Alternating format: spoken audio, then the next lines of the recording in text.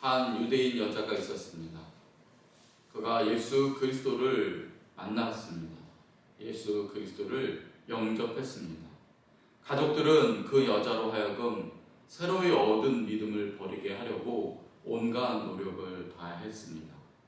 유럽 여행을 제안하기도 하고 그리스도를 부인하기만 하면 갖고 싶은 것이나 하고 싶은 어떤 일이라도 다 하게 해주겠다라고 얘기했습니다. 하지만 이 여성은 그리스도께 대한 그녀의 사랑 안에서 조금도 흔들림이 없이 굳세게 버텼다고 합니다. 마침내 여자의 부모는 딸을 위해 만찬을 베풀고 모든 친구들을 다 불렀습니다. 아버지는 식탁에 서서 손님들에게 다음과 같이 말했습니다. 우리는 오늘 밤 특별한 이유로 여러분을 이 자리에 모셨습니다. 우리 딸이 저 비천한 나사렛 사람을 따르기로 작정했습니다. 오늘 밤 내 딸은 마지막 선택을 내려야 합니다. 예수를 단념하든가 그렇지 않으면 영원히 부모의 집을 떠나든가 해야 합니다. 놀랍고 당황한 딸은 한동안 말문을 열지 못했다고 합니다. 그리고 결정을 한 딸은 집에 있는 피아노를 치면서 다음과 같은 찬송가를 부르기 시작했습니다. 십자가를 내가 지고 주를 따라가도다. 이제부터 예수로만 나의 보배 삼겠네. 노래를 마친 딸은 자기 방으로 들어가서 옷을 갈아입고 가방을 꾸려 부모의 집을 떠났습니다. 예수님을 따르기 위해 최상의 희생을 기꺼이 치렀던 것입니다.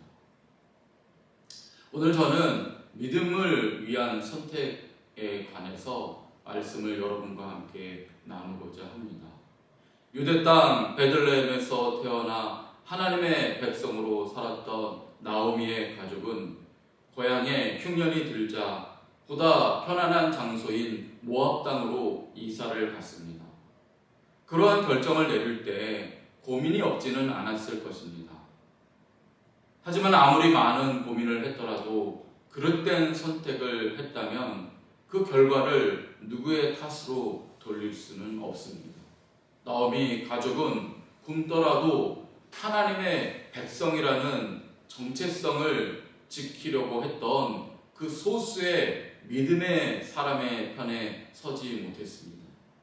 그 대신 하나님은 잠시 잊고 편안해지기를 선택하는 세상의 수많은 사람들의 뒤를 따라갔습니다. 그 결과가 어떻게 되었습니까? 나오미 가족은 모압 땅에서 마냥 행복할 수만은 없었습니다. 모압 땅은 풍요의 땅이었지만 동시에 죽음의 땅이기도 했습니다. 아버지인 엘리멜렉이 죽고 큰아들 기럯이 죽고 마침내 막내 아들 말론이 죽었습니다. 이 모든 일들이 10년 동안에 일어났습니다. 하나님을 저버림으로써 나오미 가족은 10년이라는 짧은 기간 동안 달콤함을 누렸지만 동시에 모든 것을 잃고 평생 씻을 수 없는 상처를 얻게 되었습니다.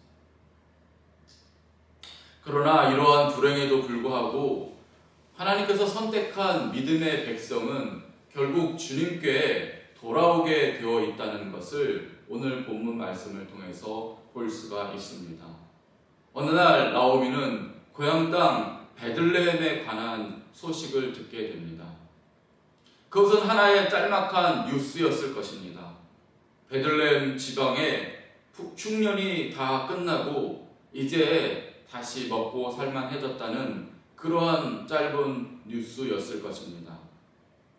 그런데 오늘 본문 6절 상반절을 보면 나오미는 이 소식을 다음과 같이 해석하고 있음을 볼 수 있습니다. 그 여인이 모압 지방에서 여호와께서 자기 백성을 돌보시사 그들에게 양식을 주셨다 함을 들었다. 과연 믿음의 백성다운 해석이라고 할 수가 있습니다. 단지 베들레헴 땅에 풍년이 들었다는 그 짧은 소식이었지만은 나오미는 그 이야기를 들을 때 이제 하나님께서 그의 백성을 돌보셨다라는 이야기로 해석하고 있습니다. 비록 한때 잘못된 선택으로 하나님의 곁을 떠나기는 했지만 나오미는 그 마음 가운데 결코 하나님을 잊어버리지 않았던 것입니다. 그리고 나오미는 이러한 소식을 들을 때에 이때야말로 하나님께서 지난날에 잘못된 선택을 잊고 다시 새 출발할 수 있는 그러한 메시지를 자신에게 주셨다라고 생각했던 것이 틀림없습니다. 모든 것을 잃었고 이제 돌아가면 고향 사람들이 손가락질 할지도 모르지만 그럼에도 이제야말로 하나님께로 돌아가야 할 때다. 하나님이 부르시는구나. 그렇게 생각했던 것입니다. 우리는 나오미의 이 용기 있는 믿음의 행동에 박수를 보내야 합니다. 주님께 다시 돌아갈 수 있는 믿음은 아무나 가질 수 있는 것이 아닙니다. 많은 사람들이요, 한 번 주님을 떠난 뒤로는 결코 돌아오지 못했습니다. 그래서 한 번이라도 주님 곁을 떠나지 않는 것이 중요합니다. 돌아온다는 것은 결코 쉽지 않기 때문이지요. 하지만 나오미처럼 용기를 내고 자신의 잘못을 바로잡고 다시 주께로 돌아오려고 한다는 것은 어마어마한 믿음의 결단이고 쉽지 않기에 그 용기에 주님께서는 다시 한번 기회를 주시고 새로운 은혜를 주시는 것입니다. 그런데요, 나오미는 이렇게 자신의 개인적인 믿음의 결정은 잘 내렸지만 며느리들에게는 그렇게 하지 못하는 것을 또한 볼 수가 있습니다. 나오미가 고향 땅으로 돌아가기로 결정하면서 두 며느리들은 어떻게 할 것인가를 또한 결정해야 했는데요. 이때는 나오미는 두 며느리들을 모압 땅에 두기로 결정했던 것입니다. 물론 인간적인 면으로는 우리가 이해 못할 바가 아닙니다. 적어도 나오미는 자신의 필요보다는 며느리들의 장래를 생각해서 이런 결정을 내린 것입니다. 며느리들을 데리고 가면 자신의 육신이 편안해질 것입니다. 며느리들의 입장에서 보면 어머니를 따라 낯선 이스라엘로 들어가게 되면 미래가 암울합니다. 아무런 것도 보장되지 않는 삶을 살아야 합니다. 그래서 나오미는 인간적인 정으로 며느리들을 모압 땅에 남겨두려고 했던 것입니다. 하지만 나오미의 이 선택은 신앙적으로는 잘못된 결정이었습니다. 왜냐하면 며느리들을 모압 땅에 남겨두는 것은 그 며느리들이 여호와 하나님을 섬기는 신앙을 버리라고 하는 것과 같았기 때문이지요. 육신의 행복보다 더 중요한 것은 영혼의 행복이 아니겠습니까? 모압 땅에 남으면 육신적으로는 행복할지 모릅니다. 그러나 두 며느리들의 영혼은 어떻게 되는 것입니까? 나오미는 며느리들의 육신은 걱정했지만 그녀들의 영혼까지 배려하는 깊은 배려심은 없었습니다. 나오미의 선택은 감상적이고 인간적인 선택일 뿐이었습니다. 여러분, 우리가 때때로 사랑하는 사람들에게 나오미가 했던 것처럼 얕은 배려심을 가지고 그들의 영혼을 망칠 때가 있습니다. 예를 들어 우리의 자녀들이 신앙생활을 제대로 하고 있는지에 대한 관심을 갖기보다는 자녀들의 육신의 필요를 채워주는 일에 더 많은 관심을 가질 때가 그런 경우이지요. 자녀들이 좋은 학교에 입학하고 공부하는 일이나 좋은 직장을 갖는 일에는 깊은 관심을 가지고 기도합니다. 하지만 자녀들이 믿음 생활을 잘하는지에 관해서는 상대적으로 관심을 덜 기울이는 것입니다. 이러한 부모는 나오미와 같은 사람이라고 할 수 있습니다. 자녀의 육신을 위해서는 배려하지만 정작 영혼을 위한 깊은 배려심은 없는 사람인 것입니다. 육신이 잘 되는 것과 영혼이 잘 되는 것 중에 어느 것이 더 중요합니까? 영혼이 먼저 잘 돼야 육신도 잘 되는 것이 아니겠습니까? 어디 자녀만의 이야기겠습니까? 우리의 사랑하는 사람들이 주님을 모르고 죽어가는데 우리는 그들에게 우아한 미소만 지으면서 한없이 인자한 태도만 가지고 있을 때가 있습니다. 그들의 영혼이 죽어가는데 여전히 영적인 모압 땅에 버려두고 육신으로만 만족하면 되었다는 것입니다. 나오미의 그릇된 결정 때문에 결국 며느리 중 오르바는 모압 땅에 남습니다. 처음에는 시어머니를 따라 베들레헴으로 따라갔지만 중간에 시어머니가 자꾸 돌아가라고 권면하니까 오르바는 결국 자기 고향에 남는 그릇된 선택을 하게 됩니다. 물론 이것은 나오미만의 잘못은 아니겠지요. 오르바의 그릇된 결정은 전적으로 자신의 선택이고 그 책임은 오르바가 져야 합니다. 오르바는 처음에는 하나님을 잘 믿다가 나중에는 다시 세상으로 돌아가는 사람들을 대표한다고 할 수 있습니다.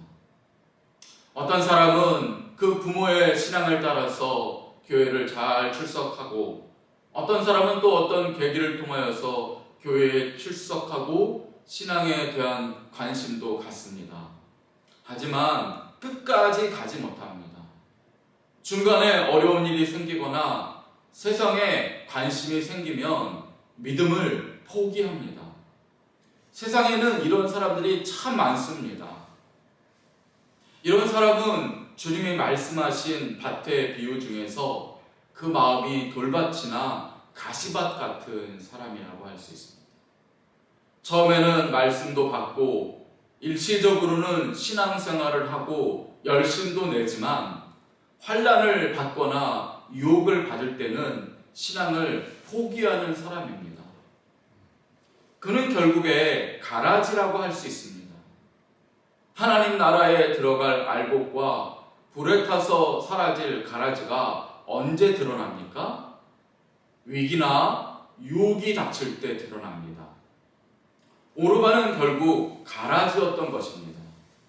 어려움에 처하자 세상이 유혹하자 갈등은 했지만 처음에는 믿음을 따르고 처음에는 어머니를 붙쫓았지만 결국에는 결정적으로 세상을 선택하고 말았습니다. 이것은 참된 신앙이 아닙니다. 참된 신앙은 죽을 때까지 끝까지 견디고 끝까지 주님을 선택하는 신앙이 참된 신앙입니다. 여러분, 오늘 내가 교회에 잘 다닌다고 해서 안심할 수 없습니다.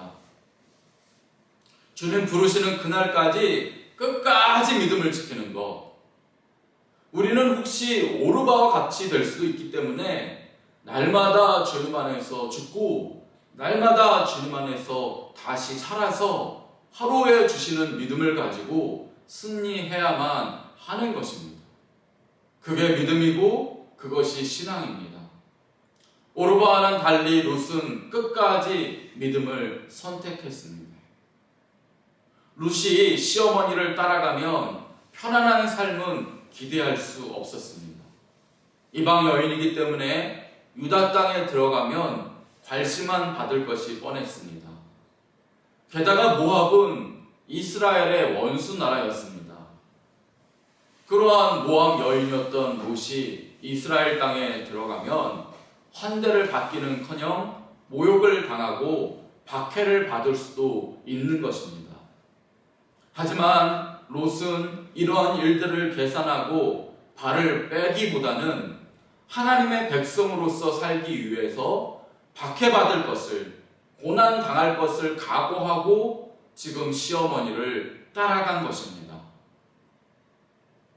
성도 여러분, 오늘 우리들은요, 이것이 진리인가, 이것이 하나님의 뜻인가를 생각하면서 결정하고 살아가기보다는 이것이 나에게 이득을 가져다 주는가, 이것이 나를 건강하게 하는가, 이것이 나에게 한 푼이라도 더 돈을 벌어주게 하는 것인가를 생각하고 인생을 살아가는 사람들 가운데서 살아갑니다. 하지만 믿는 사람들은 이것이 진리인가, 이것이 하나님을 따라가는 길인가를 선택하고 생각하고 살아가는 사람들입니다. 하나님의 뜻인가를 생각하고 살아갈 때에 비록 그것이 우리의 인생에서 손해를 끼치는 것이 될 수도 있고 고난을 각오하는 것이 될 수 있을지라도 이것이 진리라고 결정했다면, 이것이 하나님이 기뻐하시는 삶이라고 결정했다면 룻처럼 손해를 무릅쓰고 살아가는 것입니다. 그것이 믿음의 길인 것입니다. 룻은 그렇게 했지요. 그리고 주님께서는 그러한 룻의 결정에 기름 부으시고 룻의 인생에 복을 내리셨던 것입니다. 물론 그 과정 가운데 많은 어려움이 있었습니다.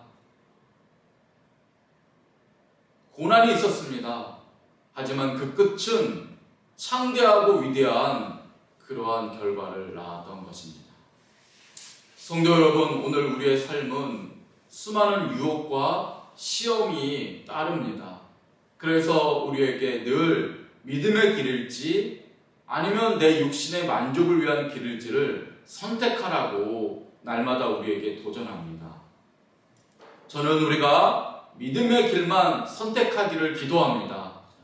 비록 그 선택이 일시적으로는 손해를 주고 어려움을 낳는 결과를 낳더라도 나중에는 반드시 생명의 결과를 낳을 것입니다. 이 믿음의 길을 걸어가는 저와 여러분이 되시기를 주님의 이름으로 축원드립니다. 아멘. 기도하겠습니다. 주님, 저희가 오늘도 하루를 살아가는 동안에 수십 번씩 세상의 길을 갈 것인지 믿음의 길을 갈 것인지에 대한 선택의 갈림길에 서게 됩니다. 그럴 때마다 룻과 같이 믿음을 선택하게 하여 주옵소서. 비록 그 길이 손해를 보는 길일 수도 있고 고난을 각오하는 길일 수도 있지만 그 길의 끝에는 주님이 기다리고 계시고 그 길의 끝에 생명이 드러나는 복이 있음을 믿게 하여 주시고 오늘 우리 가운데 놓여있는 수많은 길들의 중에 믿음만을 선택하는 주의 자녀들 되게 하여 주옵소서. 오르바처럼 믿음의 길 가다가 되돌아가지 않게 하여 주옵소서. 우리의 주변 사람들이 믿음의 길을 걷지 못할 때에 아버지는 그들의 육신의 안위만을 만족해 하지 않게 하시고 그들이 정말 믿음의 길을 걸어갈 수 있도록 간절히 기도하고 권면하는 주의 자녀들이 또한 되게 하여 주옵소서. 오늘 믿음의 길이 분명히 어렵겠지만 그 길의 끝에 기다리실 주님을 바라보며 예수님 이름으로 기도드립니다. 아멘.